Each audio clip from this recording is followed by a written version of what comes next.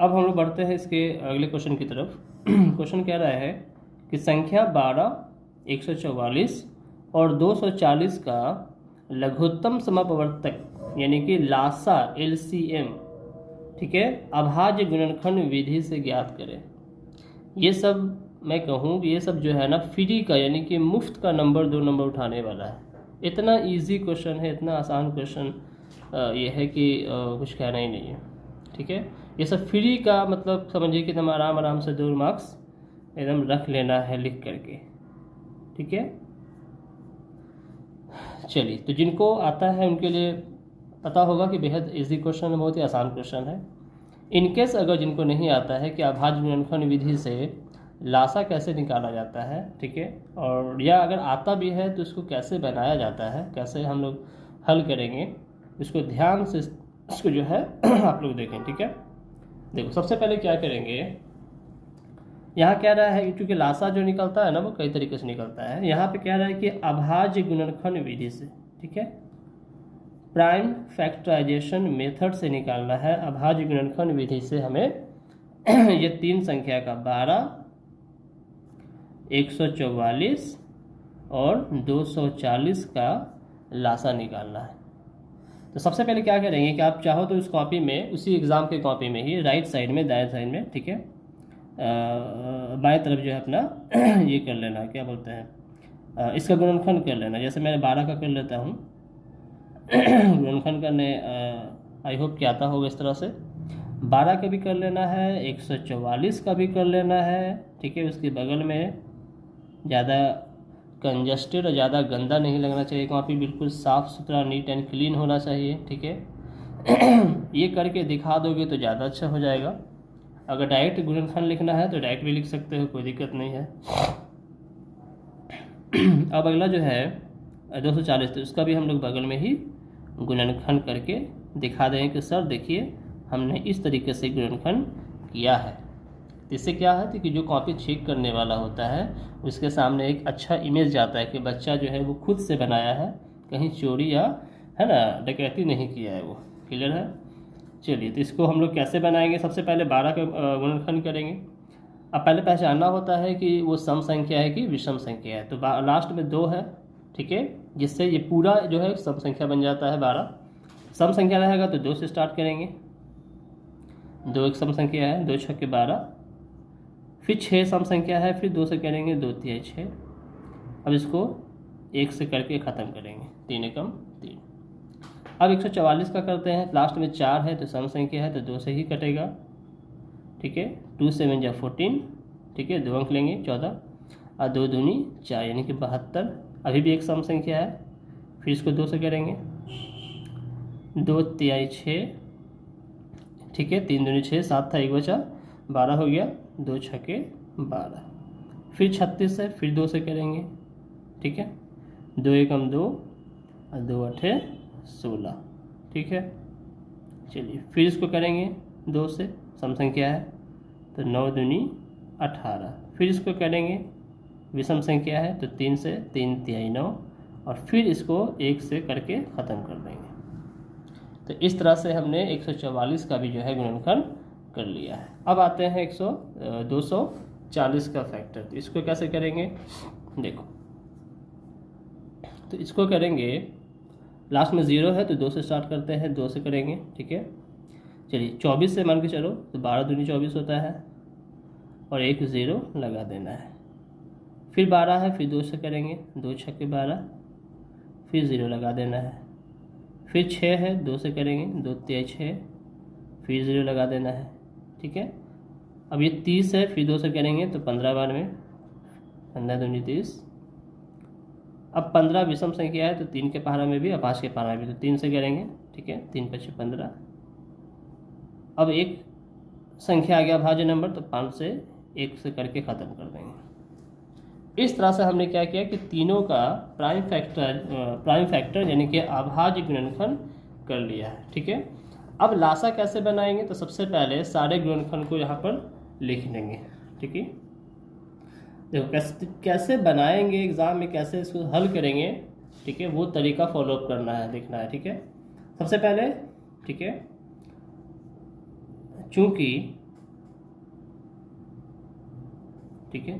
देखो ये अलग पोर्शन हो गया, ये जो पोर्शन है ये आप चाहे तो रफ में भी कर सकते हैं, ये अलग पोर्शन है। ओके, अब यहाँ से हम हल करना शुरू कर रहे हैं। चूँकि 12, 144 तथा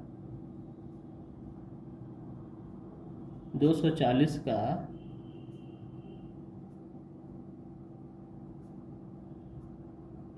अभाज्य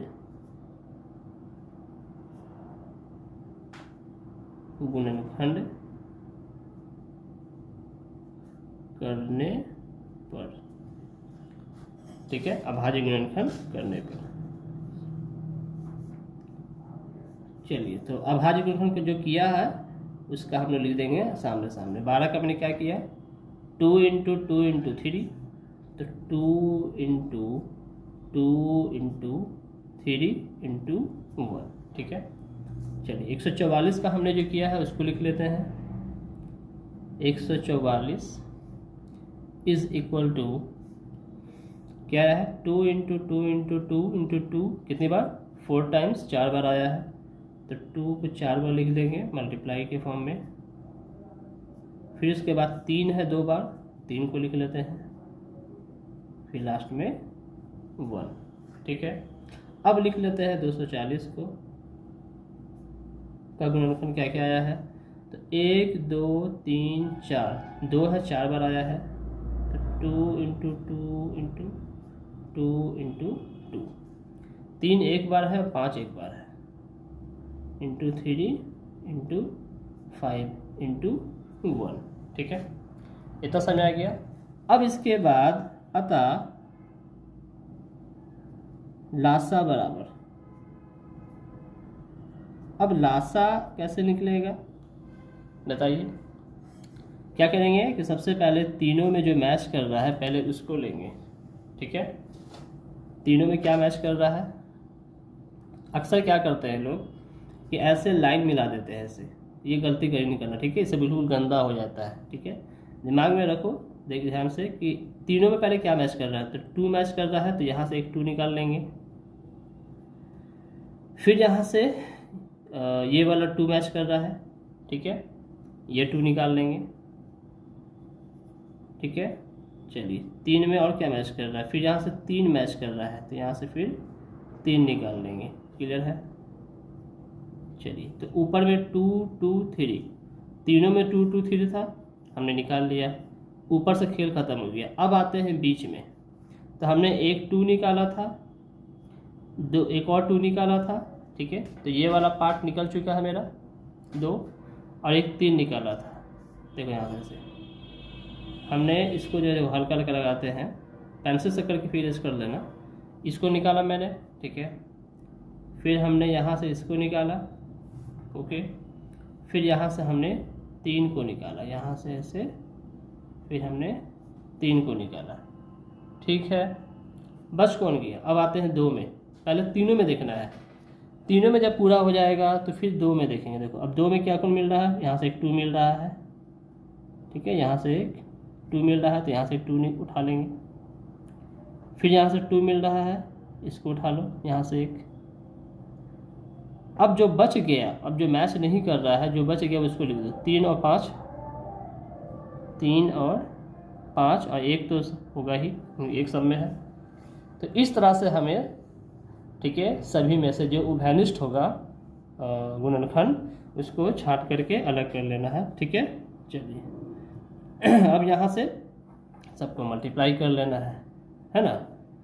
चलिए, 2 दूनी 4, 4 3 12, 12 दूनी 24, 24 दूनी 48, ठीक है। अब इसके बाद कितना होगा बताइए, ठीक है।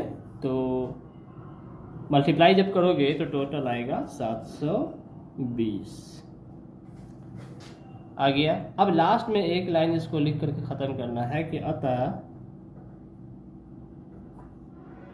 अभिष्ट लाशा, यानी कि जो प्राप्त हुआ, अभिष्ट लाशा यानी कि लघुत्तम समवर्तक 720 है। ये हर क्वेश्चन में इस तरह से एक सेंटेंस ज़रूर लिखना है, इससे अच्छा इम्पैक्ट पड़ता है, ठीक है, चेक करने वाले की नज़र में। तो इस तरह से हम इस आसान क्वेश्चन को बनाएंगे। क्योंकि अभी चूँकि समझाना था हमको तो काफ़ी टाइम लग गया, और जब आप बनाएंगे तो इसमें ज़्यादा टाइम नहीं लगेगा, है ना। बहुत आसान तरीके से बन जाएगा ये, ठीक है। तो बिल्कुल इसी तरह से हम साफ़ सुथरा हर एक स्टेप, हर एक चीज़ को अपना जो है वर्णन करें, ताकि चेक करने वाले को अच्छा फील जाए कि हाँ बच्चा मेहनत किया है, खुद से बनाया है। क्लियर है। चलिए अब आते हैं हम लोग अगले वीडियो में इसके तीसरे क्वेश्चन पे हम लोग बात करेंगे।